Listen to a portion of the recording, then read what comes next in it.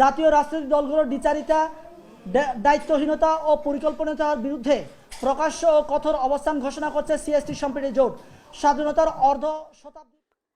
স্বাধীনতার অর্ধ শতাব্দী পেরিয়ে গেলেও পার্বত্য চট্টগ্রামের প্রান্তিক জাতিগোষ্ঠীগুলো আজও রাষ্ট্রীয় বৈষম্য, রাজনৈতিক উপেক্ষা ও নিরাপত্তাহীনতার মধ্যে বসবাস করছে।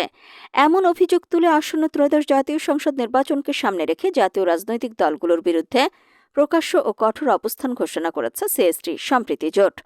6 ফেব্রুয়ারি রাজধানীর জাতীয় প্রেস ক্লাবে রাজনৈতিক দলগুলোর কাছে পার্বত্য চট্টগ্রামের প্রান্তিক জাতিগোষ্ঠীগুলোকে নিয়ে স্পষ্ট উন্নয়ন পরিকল্পনা ও রোহিঙ্গা ইস্যু জানতে চেয়ে আয়োজিত সংবাদ সম্মেলনে এসব কথা বলেন সিএসটি সম্প্রীতি জোটের আহ্বায়ক ইঞ্জিনিয়ার থয় চিং মং চাক।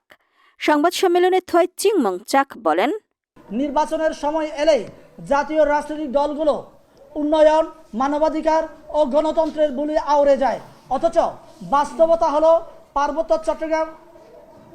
চট্টগ্রামের ইস্যু এলেই তারা নীরব থাকে, অস্পষ্ট কথা বলে, অথচ ইচ্ছাকৃতভাবে বিষয়টি এড়িয়ে যায়। শিক্ষা, স্বাস্থ্য, কর্মসংস্থান, ভূমি অধিকার, সংস্কৃতি ও জননিরাপত্তা নিয়ে আজ পর্যন্ত কোনো দল স্পষ্ট, সময় নির্ধারিত ও জবাবদিহিতামূলক পরিকল্পনা জাতির সামনে হাজির করতে পারেনি। নির্বাচনের সময় এলে জাতীয় রাজনৈতিক দলগুলো উন্নয়ন, মানবাধিকার ও গণতন্ত্রের কথা বললেও পার্বত্য চট্টগ্রামের প্রশ্নে তারা নীরব থাকে কিংবা ইচ্ছাকৃতভাবে বিষয়টি এড়িয়ে যায়।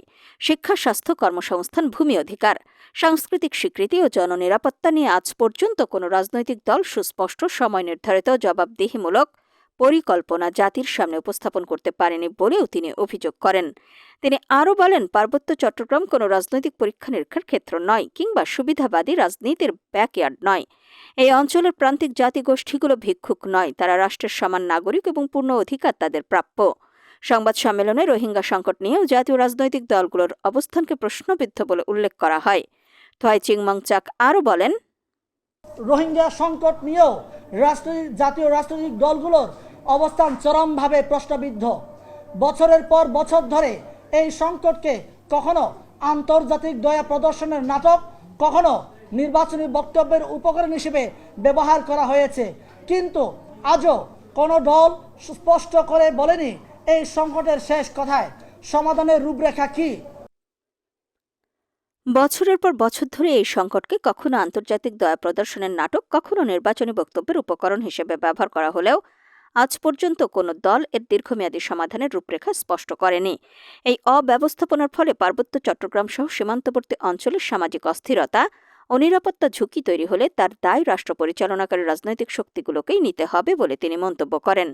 সংবাদ সম্মেলনে সিএসটি সম্প্রীতি জোট সতর্ক করে জানায়, পার্বত্য চট্টগ্রামের জনগণ আর প্রতারণার রাজনীতি মেনে নেবে না। প্রান্তিক জাতিগোষ্ঠীগুলোর অধিকার প্রশ্নে নিরাপত্তা জনগণ রাজনৈতিক অপরাধ হিসেবেই বিবেচনা করবে। পার্বত্য চট্টগ্রাম ও রোহিঙ্গা ইস্যুতে স্পষ্ট অবস্থান না নিলে সংশ্লিষ্ট রাজনৈতিক শক্তিগুলোকে ইতিহাসের কাঠগড়ায় দাঁড়িয়ে সেই ব্যর্থতার দায় বহন করতে হবে বলেও হুঁশিয়ারি দেওয়া হয়। সংবাদ সম্মেলনে আরও উপস্থিত ছিলেন সিএসটি সম্প্রীতি জোটের মুখপাত্র পাই শিখই মার্মা, সংগঠক মোহাম্মদ শাকিল মিয়া, ঢাকা বিশ্ববিদ্যালয় শিক্ষার্থী মহিন হাসান সৌরভ এবং IAS রাফি।